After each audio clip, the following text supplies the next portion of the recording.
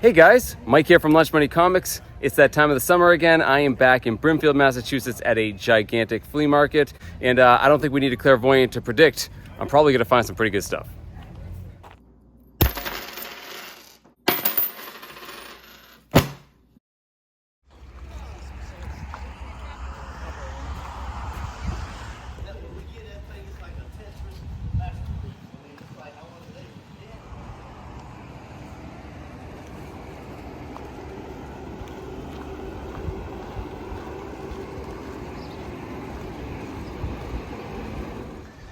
Yep, no Jeff in the comic truck this year.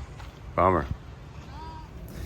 So yeah, of the 3 times Brimfield comes to town, the summer one is usually the smallest. Of course, you know, that's relatively speaking, it's still massive, but it's not as big as the spring and the fall one. And because of that, yes, you can get some great deals, but you have to try a little bit harder. You need to walk a little further. So I'm changing up my game plan this time. I park somewhere different. I'm starting in a different area, trying to go to some of the vendors that I'm not usually seeing when I'm here in the spring and fall. So that's the plan. Wish me luck.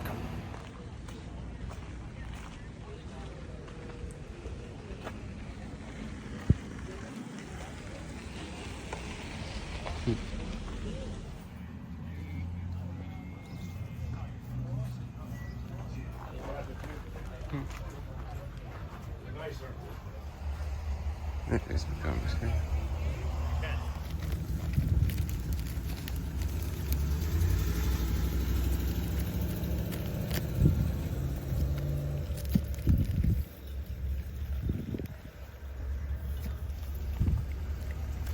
These seem a little overpriced to me.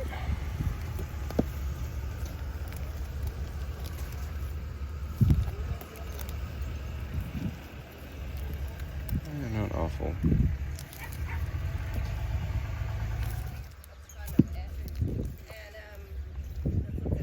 Yeah, early rocket back in there.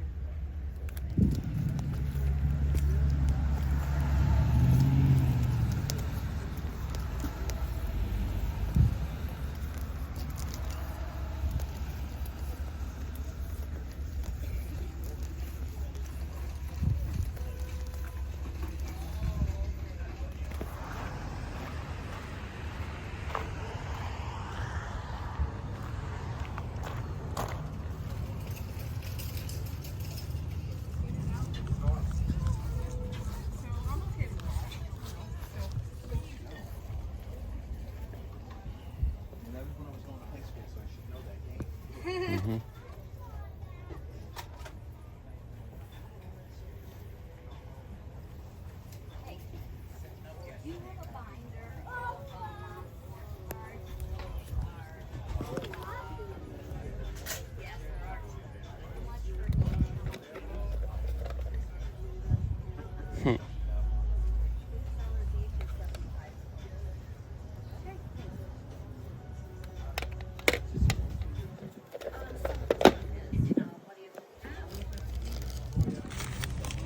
These guys have weapons,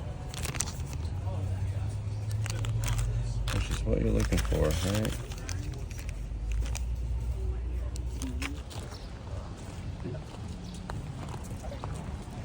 That's cool.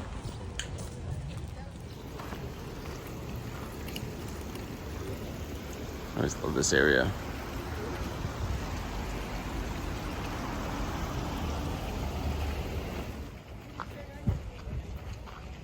That's a cool Neil Adams poster.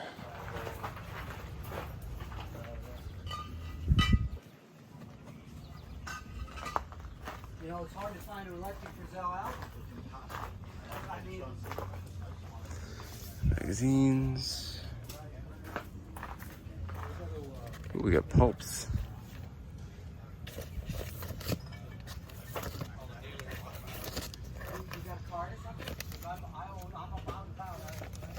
I don't know what the prices are on these. Definitely worth checking all of them though. And here I am looking in this box, and I didn't even see these. Right next to me, we have comic books. These are worth looking through.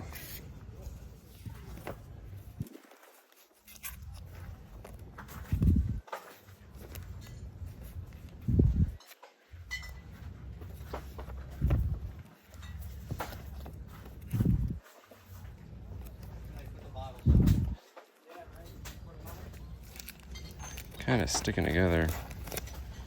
I'm not in the best shape here.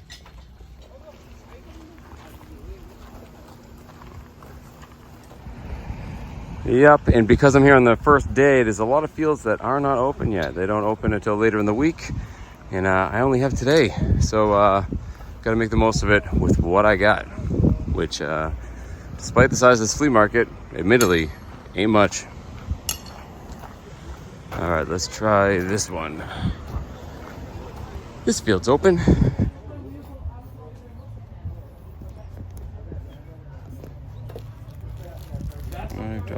each. I go around and I go, oh, I wonder if these are gonna sell. And then 10 minutes later, somebody comes, hey, we take 12 though?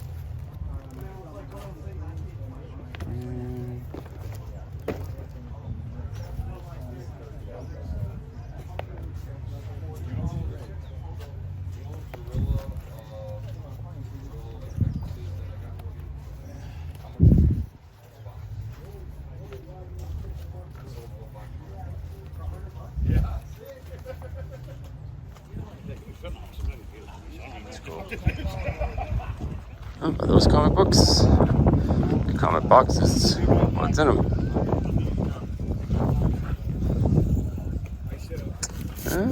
There's some.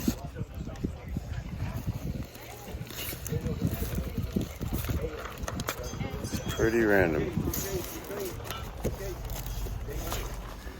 So yeah, not only is this the summer session of Brimfield, which tends to be a lot slower, this is the first day, which is definitely the slowest. Not only that, the weather is not great. It's really humid, threatening to rain. So for a gigantic flea market, this is as quiet as I've ever seen it. Maybe that means I'll have more luck. Maybe not. Haven't found anything yet. Yeah, that doesn't look great. You guys are going back there in the winter. Oh, of course. There's nowhere else to go. Yeah, I'm not going over the Milford. You know what? I'll be good. You don't think so?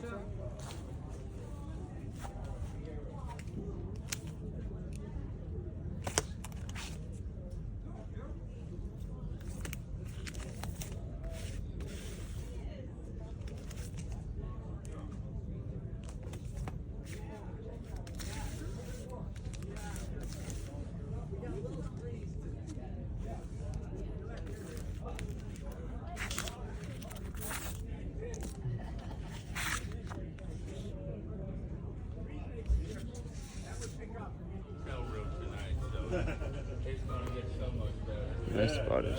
Oh yeah. Take a 2-beer shower.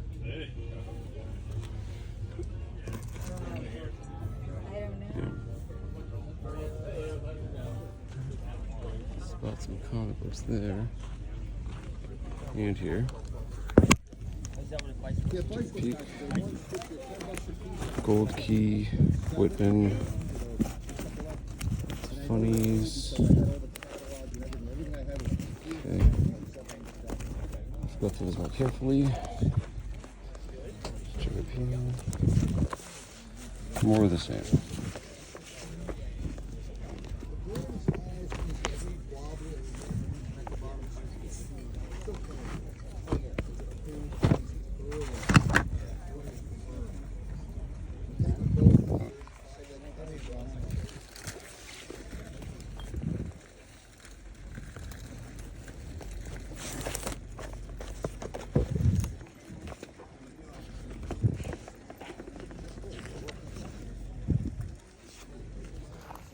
Yeah, like this is crazy. Normally, this whole field is full of tents. It is Deadsville. Never seen it like this. Yeah, so I'm having no luck whatsoever. I've never seen it this dead. I haven't got anything, but there is still some hope. I have a buddy named Doug who always sets up here, and he usually has comic books. I think he said he's getting in a new collection. The thing is, I didn't even know if he's here. You know, a ton of people who are tried and true sellers of Brimfield who I know of comic books, they're nowhere to be found. So let's go over there and see if we can salvage the day. Still having fun though. He is here, I think. Hello. Sweet. Is he off somewhere? Okay. All right, Doug's not here right now, but can look at his stuff. Right.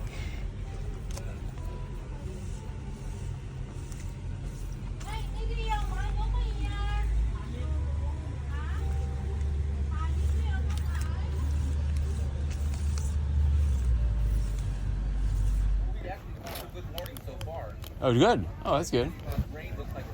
It is definitely looks like it's coming in, and oh, really? What's the radar say?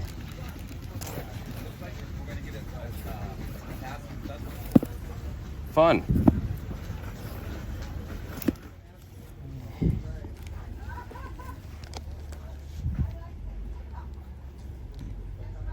That's not in very good shape. Bummer.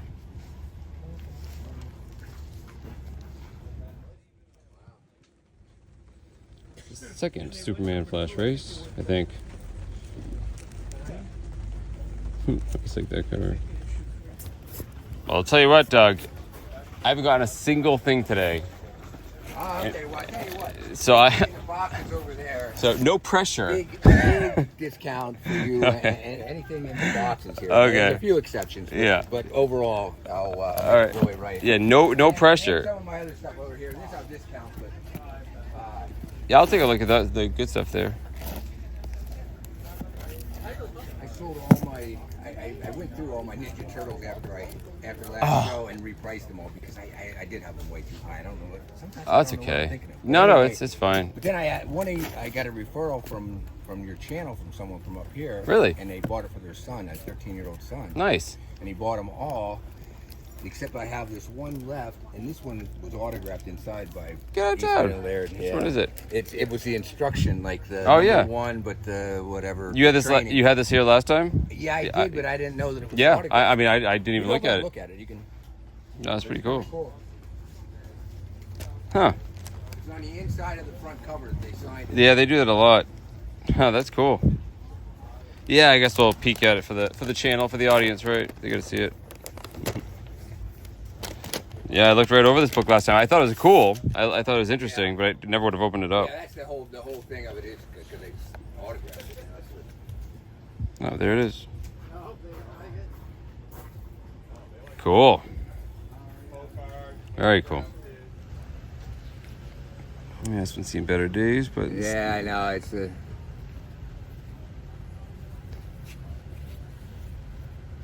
Today, though, like I said, most of the stock stuff in there, I'll go 50%. So. Oh wow, okay.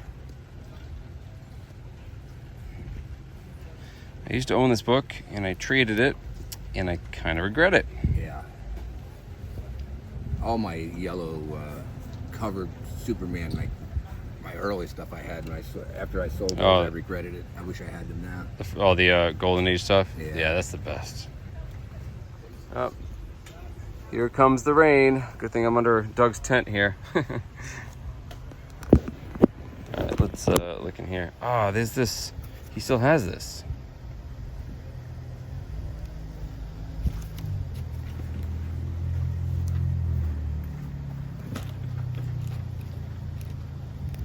I think it's just a small passing shower, I think. Oh. Forgot you had a Cap 100 in here. Yeah, that's a pretty nice one, too. Yeah.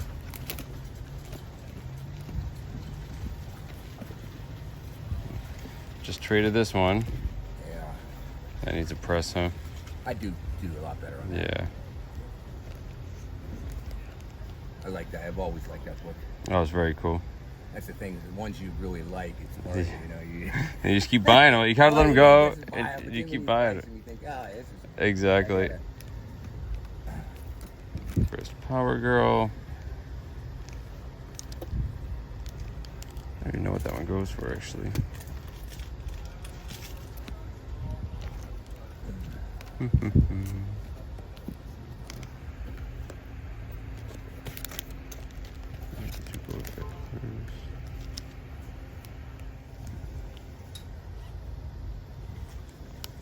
me go here again. So I look at this book every time I'm here. But the reason I didn't get it before is there's a few loose leaves in the middle. How long did it take you to finally? I know you So- finally sold it. Yeah. It took you a while. Yeah. Yeah. I can get a really good deal on it from Doug. Well, there ain't much out there for comics. Trying to see who the artist was. It's Joe Doolin, I think. Hoping it's a Baker cover. All right, Doug. All right, it's good seeing you. Thanks, man. I really appreciate it. Yeah. I'll see you in the fall. Yeah, for sure. All right. If you get back to the show, stop in again. People bring me stuff all over. Oh, I'd love to. No, one of my favorite places to stop, and clearly everybody else agrees, especially when it's raining. Thanks, Doug. Take it easy, man. Take care, buddy. Have a good show. All right, guys. Doug definitely bailed me out. I ended up finally with a couple things worth bringing home, and he gave me a fantastic deal. Best part is the rain let up, so I can actually walk back to my car without fear of getting soaked. So let's go back to the basement. I'll show you exactly what I got. So there you go. That was once again the massive Brimfield Flea Market in Brimfield, Massachusetts.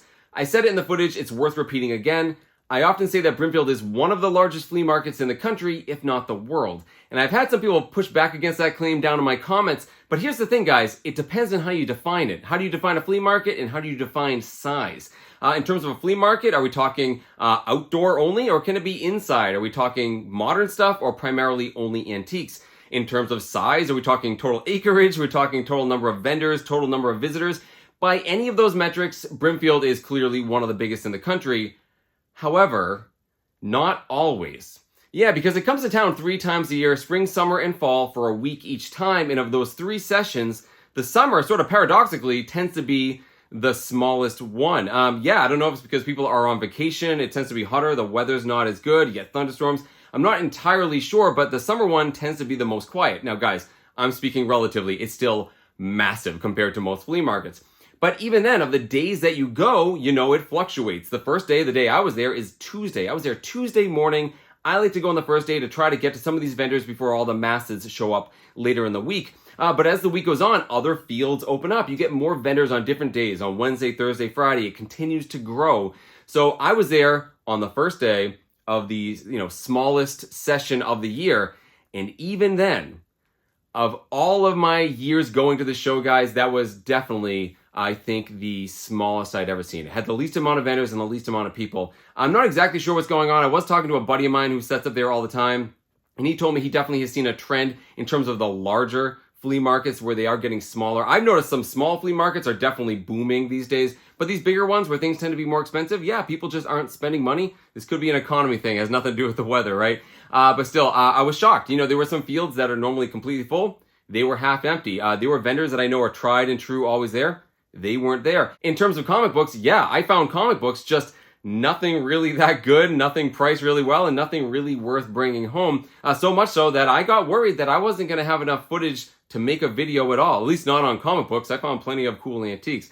So I was getting a little nervous, but I had a feeling that my friend Doug would bail me out. So yeah, Doug is from yesterday's paper, and I've seen him for years. He's always set up in the same spot at Brimfield. He specializes in old paper, in old magazines, periodicals, and of course, comic books.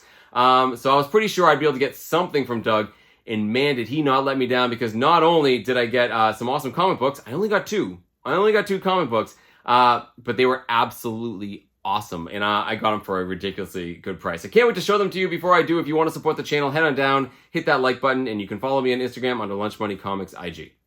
So the first comic I want to show you was actually kind of an afterthought. I had already paid for, the other book that I'm going to show you last. I thought I was only going to get 1 comic book, but I'm talking with Doug and another guy I know from the area, Bob, and I'm sort of idly looking at this book, and I'm flipping through it, and I'm looking at it closer and closer, and the more I looked at it, the more I liked it. But I'm trying to save some money, but as I'm looking at it, Doug just keeps lowering the price on me, dropping it $10 every time until he got to a point where I couldn't say no. And this is pretty fantastic, guys.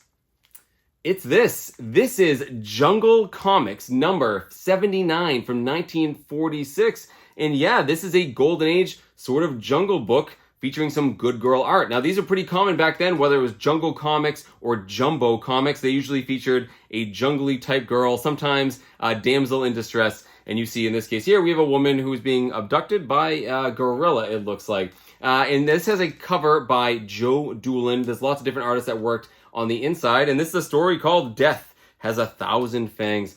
Now, I don't normally collect Golden Age books, guys, and I'm not super into good girl art, but here's the thing. This book's actually in pretty good shape. Both the staples are very, very secure. The only issue on it is some chipping on the outside you see right there, but it's fairly minor. This book presents fantastic for a book from 1946, and the more I looked at it, the more I liked it. There's a non-color breaking crease on it, but otherwise, guys, it's a beautiful looking book. I kind of was already leaning towards getting it when Doug lowered the price one more time. I think he originally started at $90, and I got this for $50. When he got down to 50, guys, I can't say no to that. You know, it's a book I'm going to put on my wall. I think it looks fantastic, but even if I move on with this someday, I have plenty of friends who are into good girl art and into these Jungle books, so I was happy to pick this up for $50. What an awesome deal. Absolutely. But it's this last comic book that I'm the most excited about. It made my entire trip to Brimfield worth it. And not only is this an amazing book in its own right with its own really interesting history, it actually has some personal history with me. You saw it in the footage, and it's this. This is Master Comics number 41, published by Fawcett Comics in 1943. And you see it's a Captain Marvel Jr. comic book. Now, my personal history with this book goes back years before Lunch Money Comics. And I'm not just talking about this book in general. I'm talking about this specific copy. So I'll talk more about this comic book, you know, the art and what's going on the inside. But I want to tell you the story real quick. Because even before Lunch Money Comics, you know, I've been a long-time shopper at Brimfield and other flea markets in the area. And whenever I would go to Brimfield, I would stop by Doug's tent and look at the amazing comics. And he always has like the nicer books next to where he sits. And this book was in there. And I would always look at it and love it because it's such a great cross-section of lots of things that I love. First, yes, it's a comic book. It's a superhero comic. But I'm also fascinated with history and specifically World War II. And you see here, not only is it a comic book from World War II, it's from 1943, you can see there's actually armed services in the background. And it says on the bottom, Captain Marvel Jr., favorite hero of the Army, Navy, and the Marines. So I thought this was fantastic. But the thing is, I first saw this comic book kind of during the comic boom, and it was pretty expensive. And for that reason, although I loved it, I wasn't ready to like pull the trigger on it. However, this exact copy has appeared multiple times on my videos because every time I go to Brimfield, I would see it. In fact, one of the times I was so close to buying it, I actually ended up calling a friend of mine who knew a lot more about Golden Age books, and specifically Captain Marvel Jr., and that was Alex from Alex the Comic Order. Yeah, he's an expert on this stuff. I sent him some pictures. I asked him, to let me know what he thinks of it, and he called me right then and there. I talked to Alex in the middle of a field in Brimfield, and he told me all about this book, the artist and everything like that, but he did tell me to go check to make sure that it was intact, because these books only had one staple, and this is a thick book. There's 68 pages, and what would often happen is some of those interior pages would fall out. Well, I inspected it, and sure enough, like the center 3 pages are detached to the staple. It is complete, everything's there, and it presents great. It's a beautiful copy, but it is detached. And actually, at one point, Alex was interested in getting it before he found that out. Still, that time where I almost bought this and I inspected it, Doug had got up and left. He went somewhere else to go shopping. Someone else was watching his booth, so I didn't have a chance to kind of negotiate the price on it. Well, every time thereafter, this book wasn't there. I thought for sure Doug had sold it. I mean, maybe it must have been there, I guess, in a different box, or maybe he didn't bring it, but I didn't see it. I thought this book was long gone. I'd never see it again. Here it is sitting in that box, and I'm reminded by how much I love this cover all over again. So let's talk about the book itself. This cover is done by Mac Rayboy, who is a long-time artist on Captain Marvel Jr., actually a really long-time artist on the comic strip of Flash Gordon that he did. Over 20 years, something like that. It's a beautiful cover. And again, I can't stress this enough, guys. It's from 1943. Yes, it's got some pages detached, but it's a beautiful copy. It's got this very, very slight crease in the middle. I wouldn't even call it really color breaking. It's like a hair's width, if that, right? Multiple artists worked on this comic book on the inside. Now, here's the thing, guys. When we look at books like this, often we get hung up on key issue significance, right? And if it's not like the first appearance or the first time an artist worked on something, we don't consider it a key. Here's the thing. It depends on who defines that key. If you look this book up, like on Key Collector, it does not show up, despite the fact it's an awesome cover during World War II. But I actually did find out that this does have some key significance. Actually, it's the first appearance of a superhero team. Now, in full disclosure, everything I'm about to tell you, I found from one single source, and that was the Tom Brevoort Experience. Now, Tom Brevoort is a longtime comic editor, primarily worked for Marvel. He has his own blog where he talks about the history of comic books, specific comic books. He talks about TV, all these different things that he likes. he did an entire article, an entire blog post all about this specific book. And he found that it is the first appearance of the Crime Crusaders Club. And he only knew about this because Roy Thomas wrote about this in a fanzine in the early 60s. Crazy stuff. So I will tell you what I know about this. I read it entirely on his blog, but I will link directly to that blog entry down in my description. I highly recommend you check it out. It's definitely worth a read, and you also read the entire story I'm about to tell you about. So the team that I'm talking about, the Crime Crusaders Club, appears in a story in here that is a Minuteman story. So Minuteman was Fawcett's version of Captain America, another star-spangled hero during World War II that not only fought the bad guys, the Axis powers, he was trying to raise money through war bonds. He had a war bond campaign very similar to Captain America.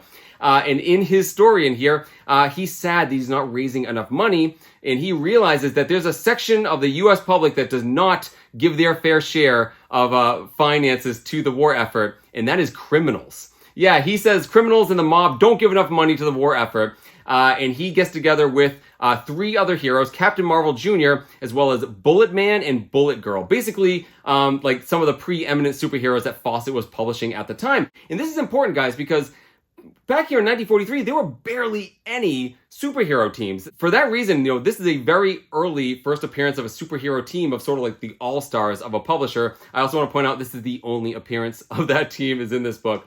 But yeah, so he's sad that he's not getting money from these criminals. He comes up with a plot with this superhero team of how to do so. And this is crazy. This is absolutely crazy. Minuteman offers himself as a target, literally, for criminals. Basically, he says that you can have, for a fee, the honor of being the one to kill him. Yeah, he publishes this in the newspaper. All the criminals show up, and the superheroes, the rest of the Crime Crusaders Club, steal all of their weapons. He then gives them the pitch that until midnight, they can try to kill him, have the honor and glory of being the person that did it, and they would be free of prosecution. They wouldn't go after them until midnight. They can do whatever they want, but they have to buy their weapons back. So they can pay $100 to get their weapons back and $100 per bullet, which all of them evidently don't see a problem with this. They are happy to throw thousands of dollars towards the war effort to have this honor. And then they do it. They go after them. There's a big chase. The other superheroes are basically trying to foil them. And the end of this ridiculous story is, after this long chase, they actually end up in another time zone. So the superheroes capture all the bad guys. They're like, hey, you said we were fine till midnight. It's really silly and dumb, and really just basically a shill to sell war bonds. That's the whole moral of the story. Everyone's got to do their part.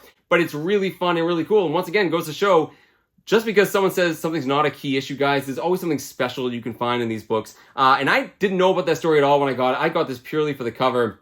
But that just made me really happy when I read about that. So again, if you want to read more about that story, definitely check down in my description. Either way, guys, this is a fantastic comic book. And how much did this cost me?